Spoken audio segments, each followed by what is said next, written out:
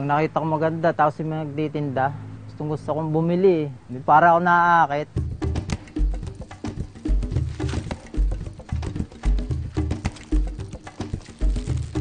Lalo yung magagandang bulaklak. Talaga nakakaakit.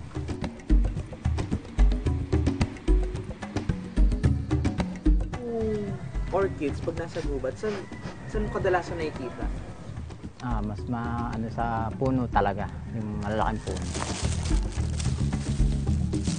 Talagang pinipilit ko siyang akyatin. Minsan kasi sa isang araw wala akong nakuha talaga. Kung yun lang talagang nakita ko, talagang pinipilit ko yan. Kaysa umuwi naman ako ng wala akong dala.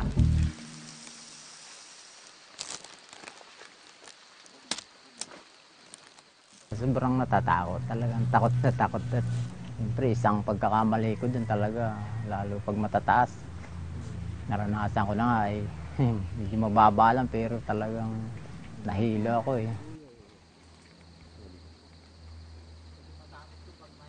Anong pinakakalaban mo pag umaakyat ka? Ahas.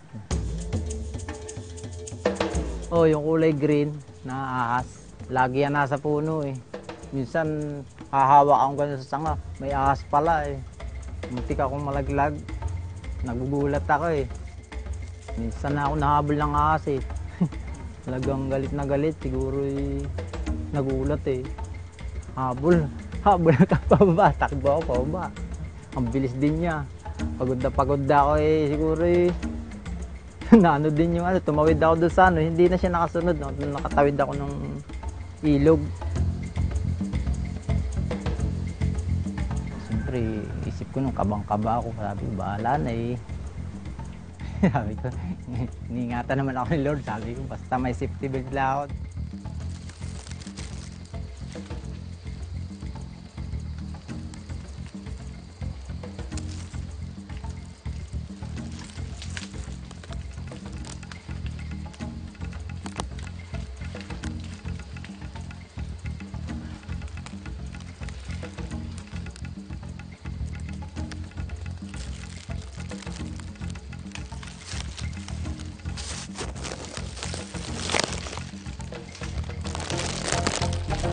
Ano po itong una niya nakuha?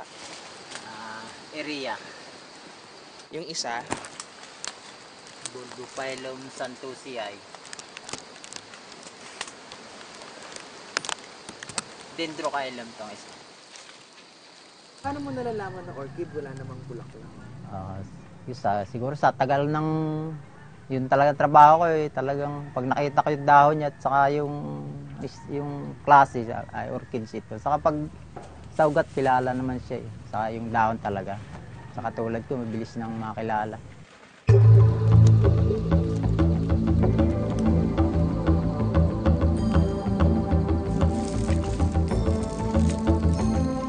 Focus na talaga sa taas. Saka pagka yung magandang lupang sa palagay ko mayroong mga ground yun. Tingin din ako sa baba yung mga ground orchids naman.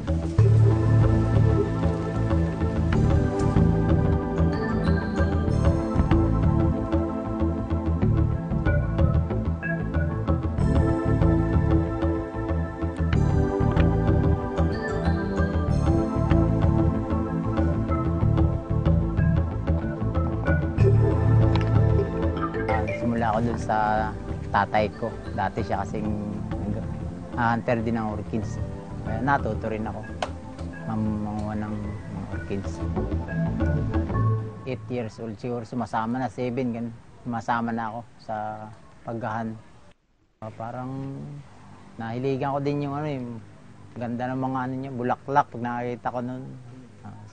Sabi ko, ganda pala niya, sama ko pag akyat ng bundok. Yung mga species ng orchids, kabisado mo na? Marami na rin, pero sa sobrang dami ng orchids talaga, di ko naman kaya lahat kabisaduhin. Dami nating species ng orchids. Pag yan ay lumabas ng pinto namin, nakatingin ako. Laging, basta oras na lumabas ng pinto, sasabihin ko, Diyos ko, patnubayan mo naman nawa ang asawa ko. Ganon. Yun lang lagi ang, basta umalis. Hanggang sa na susundan ko pa yan hanggang sa arsada.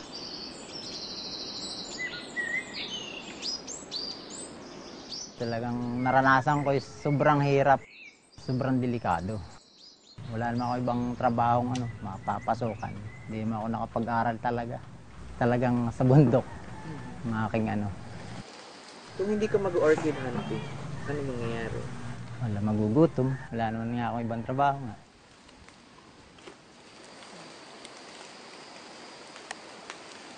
Wala naman kami ibang hanap buhay, kundi yun lang. Yun ang sumusuporta sa mga pang araw-araw namin, pang sa school, ng mga bata para makapag-aral. Hindi pwedeng hindi sa titigil ng kasi wala namang ibang hanap buhay na sa amin. Hindi naman sasabihin na halimbawa magko-construction kulang. Sobrang hirap. Lalo pagka umulan. Dulas. Ay. Ano nangyari? Tinik. Kaya pa? Kaya. Ang galing ko lang. Sige. Katuso ko. May ka ba natitinik? Oo. Pagka nag-aalas ako ng buta. Ano yan? Pero sa stylist. Ba't ang liit? Talagang hindi na siya lumalaki. Ito ang pinakang malaki niya. Ito naman ay Bulbophyllum makilingensi. Nangyayari na sa kanya. Kasi pagdadating yun sa bahay, minsan, bakit ang putik ng puwitan mo? Nalaglag ako sa hindi ko alam na may bangin, napatras ako. Ayun, bumubulusok siya pababa. Nahulog ka na, kuya? Oo, 2 bisis na. At sa kalatian ako ng puno, pero mataas mga 18 feet na. Buti na lang bumagsak sa akin, so higit. Nakalugbo ko ang taon ako, nahilo rin. Yung ulo, ito yun. Baka hindi na ako nakauwi na. Sa bundok na ako, talagang patay na.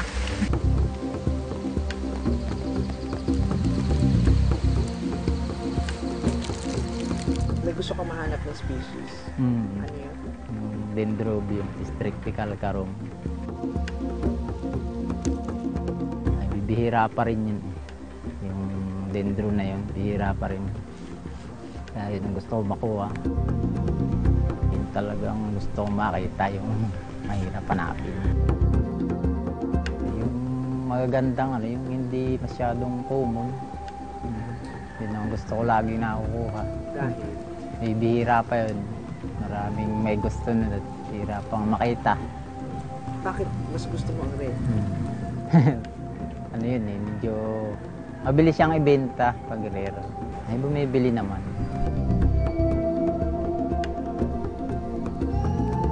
Ang kinukuha ko lang yung, hindi yung pinakamalaki, iniiwan ko yun. Yung katamtaman lang. Iniiwan ko yung mother plant, yung sobrang malaki na, iniiwan ko yun. Kinukuha ko lang ay yung katamtaman. Yun namang sobrang liliit, iniiwan ko rin yun para pagka may babalikan ako. Yung mother plant naman, para siya yung pa, yung kumalat ng kanyang yung bunga kasi niya kumakalat yun ang naging yung mother plant niya. Bumubuto yun eh. Bakit importante na ganun dapat? Kasi baka maubos. Talaga pag ginawa mother sa maliliit, ubos talaga yan, wala nang babalikan. Kawawa naman yung orchids pag naubos mo na yung isang bundok na yun.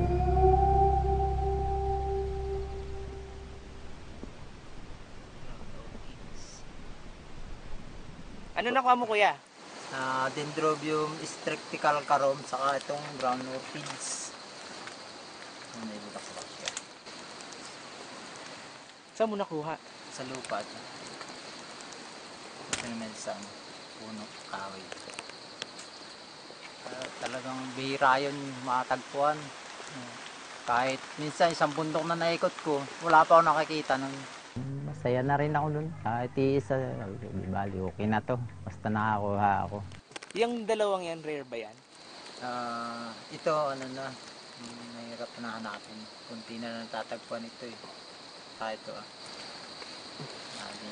Hindi na siya common. Ito yung garden ko. Pagkagaling sa gubat, pagkatanim ko, dito ko sila inaayos. Dito ko sila pinabubuhay. Yan, ito na yung mga mga established kong orchids. Oh. Pwede na silang pambenta. May mga spike na. Ano.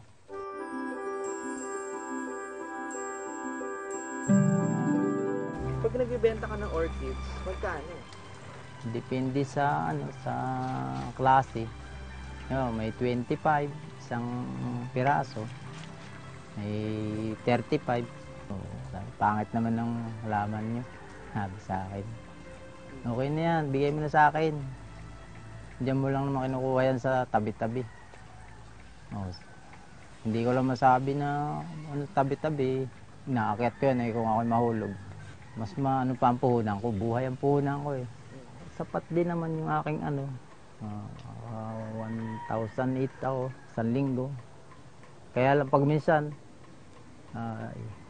wala rin akong minsan mababa. Yun. Mababa ang kinikita ko. Hindi rin pare-parehas.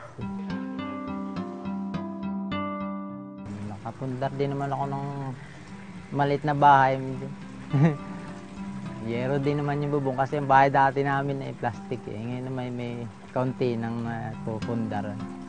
Magaling din yung misis ko matipid. Sabi ko nga maganda yan para yung ating orchids ay hindi nasasayang, para may maipundar tayo.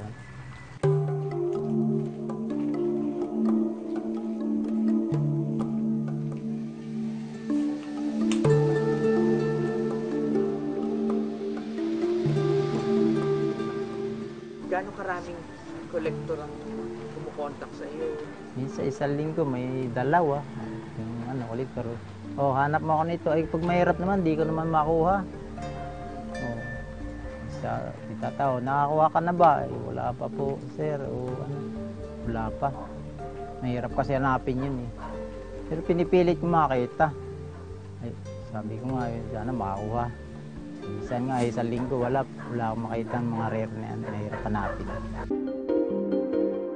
Ito ang pangalan nito, Dendrobium stricticalcarum. Ito na ang pinakang niya, pinakang malaki. Yan. Ito mahirap na rin matagpuan. Ito yung sinasabi mong gusto mong makita kanina? Oo, ito. Ito yung gusto talaga makita, kaya lang ay iisa. Nakita. Sa lawak nung ginala ko, ito lang nakita ko. Masaya ako at nakakita kahit isang piraso eh. Dito lang kasi ako gumaganda-ganda ang kita pag nakakakuha akong gantong variety ng orchids. Maganda kasi pati ang nito, bulaklak, kulay violet siya na kumukumpul dyan. Marami siya kumulaklak. Ito naman, ngayon lang ako nakakuha nito. Hindi ko alam ang pangalan nito. Para siyang dendrochilum eh. Pero parang hindi. Itong isa ay ground orchids din sa ko rin to sa lupa ko rin to nakuha eh. Kaya hindi ko alam rin kung anong pangalan nito. Saka may kamukha akong nakuha nito pero hindi ganito ang kulay ng dahon niya. Iba talaga siya. So umaasa ka na yung parehong yan? Ay. Bago pa. Wala pang pangalan. Itong dalawang to. Paano kuya kung ano yan? Kung bagong species pa? Kung bago to, di may maghanap na nito sa akin. Ayun ang pinakang gusto ko. Na? Maipangalan sa akin. Ito yung pabuto ko, tapos yung nahinog yung buto, nilagay ko dyan sa may mga mus na yan. Kaya sabi ko nga, wala akong laboratory, dito na lang sa natural. Ayun. Tumubo naman sila, napakarami na. Ayan, sumisibol pa. Hanggang dito yan, sa likod dito. Ayun, dami yan. Palas yan, palas. Equistris. So ano po ito, kayo na nagtatry mag-hybrid? Pinabubunga ko yung yung orchids pag may bulaklak. Eh, pagka nahinog na siya, inaano ko dyan yung, ano niya, yung mga parang buto niya. Ayun, tumubo na. Pag malalaki na, lilipat ko na sa paso, yan ang pambinta ko. Hindi na ako punta po aakyat ng bundok para manguha.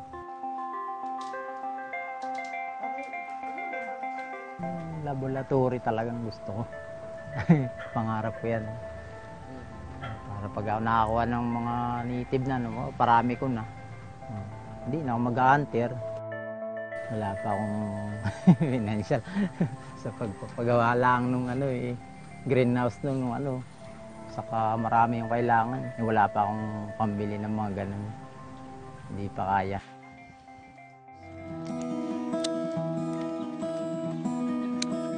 This is the really sayang of the opportunity of us, because the Thai people come to learn from us, and then just like they come here, they get the knowledge, and they go there to apply. I think the government in Thailand, they really support the farmer. What do you need? They will give the fund. Sige, you like to put up the tissue culture lab, they will let you loan. They will support you. They will subsidize even the fertilizer, insecticide, or fungicide. Magaling naman Filipino sa totoo Yung kulang natin, baka yung push lang yung government natin po. Yan lang.